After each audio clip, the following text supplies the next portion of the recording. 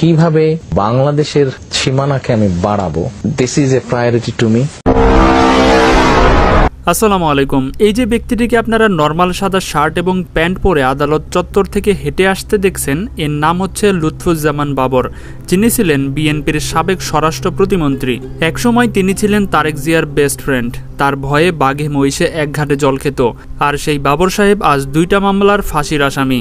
নিঃসঙ্গভাবে condemn সেলে দিন পার করছেন তিনি। রিমান্ডে তাকে টর্চার করে বাবরকে 21শে আগস্টের গ্রেনেড হামলার মামলায় তারেক জিয়ার নাম জড়াতে বলেছিল পুলিশ, কিন্তু তিনি একবারও তার নাম বলেনি। একটা সময় তিনি তার চুলে জেল দিয়ে মাথার চুল খাড়া করে রাখার স্টাইলটা তিনি বাংলাদেশে জনপ্রিয় করেছিলেন। উদ্ভট ইংলিশ কথা বলার জন্য বেশ আলোচিত হয়েছিলেন তিনি। তার মধ্যে একটি অন্যতম হচ্ছে উই আর লুকিং ফর শত্রু। না, শত্রু আইডেন্টিফাইড না, we are of man, we are looking for শত্রু। সে সময় তিনি অনেক সমালোচিত হয়েছিলেন। তবে বর্তমান স্বরাষ্ট্র মন্ত্রণালয় যেরকম মিডিয়ার ওপর হস্তক্ষেপ করে, কিন্তু লুৎফুজ্জামান বাবর, যিনি স্বরাষ্ট্র প্রতিমন্ত্রী থাকাকালীন অবস্থায় কখনোই মিডিয়ার ওপর হস্তক্ষেপ করেনি। পত্রিকা কিংবা টিভি মিডিয়াতে কথা বলার স্বাধীনতা ছিল।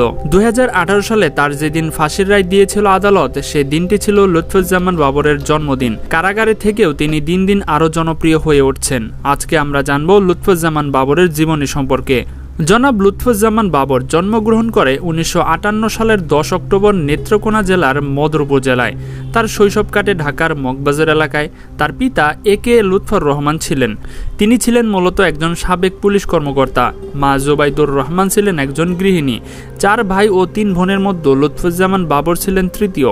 যতদূর শোনা যাচ্ছে তিনি ছোটবেলা থেকেই একটু ক্যাডার টাইপের ছিলেন, যার ফলে তিনি নাকি ম্যাট্রিক পাশ করতে পারেনি। আবার অনেকে বলে তিনি নাকি ইন্টারমিডিয়েট পর্যন্ত পড়াশোনা করেছেন। সে সময় তিনি গঠন করেছিলেন নিজস্ব একটা ব্র্যান্ড গানের গ্রুপ।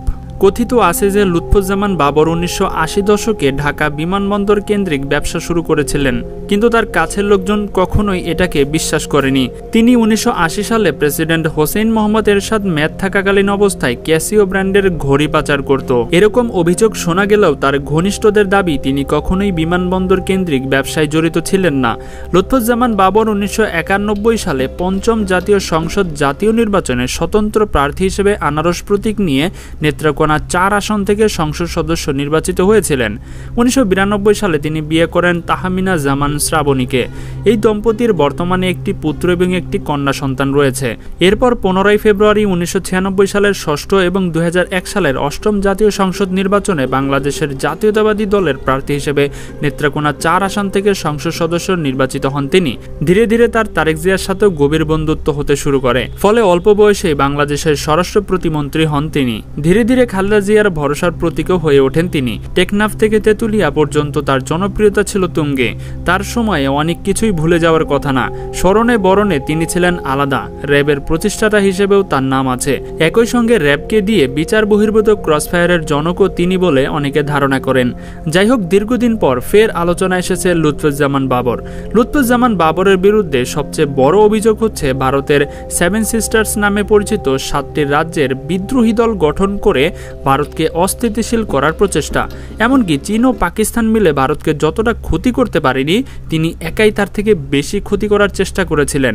একসময় জাতীয়তাবাদী দলের প্রতাপশালী স্বরাষ্ট্র প্রতিমন্ত্রী লুৎফুজ্জামান বাবর 15 বছর কারাগারে রয়েছে। তাকে সর্বশেষ জনসম্মুখে দেখা গিয়েছিল 2021 সালের অক্টোবরের দুদকের একটি মামলায়। আদালতে হাজিরা দেওয়ার সময় তাকে দেখা গিয়েছিল। এখন তিনি কেরানীগঞ্জের ঢাকার কেন্দ্রীয় কারাগারে। ফাঁসির রায়ের চূড়ান্ত নিষ্পত্তির সময় গুনছেন।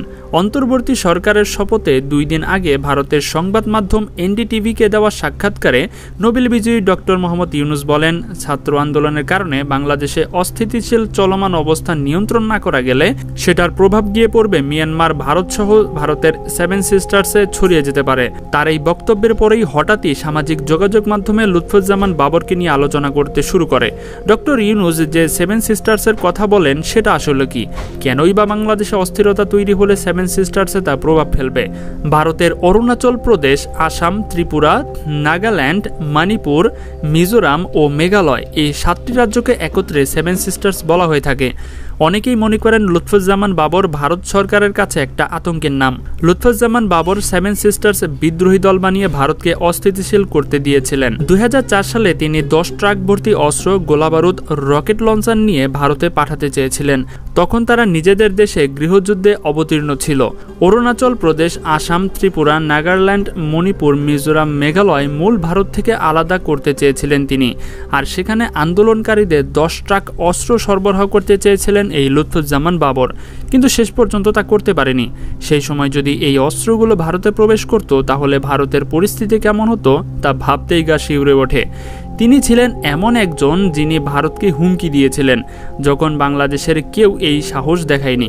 10 ট্রাক অস্ত্র মামলাটি হয়তো অনেকে ভুলে গেছেন, কিন্তু সেই সময় উদ্ধারকৃত অস্ত্রের আনুমানিক মূল্য ছিল প্রায় 27,000 কোটি টাকা। অনেকেই মনে করেন যে সময় তিনি স্বরাষ্ট্র প্রতিমন্ত্রী ছিলেন এবং এই অস্ত্রগুলো যদি ভারতে ঢুকত, তাহলে আজকে ভারতের সেভেন সিস্টার্স হয়তো অক্ষতই থাকতো না।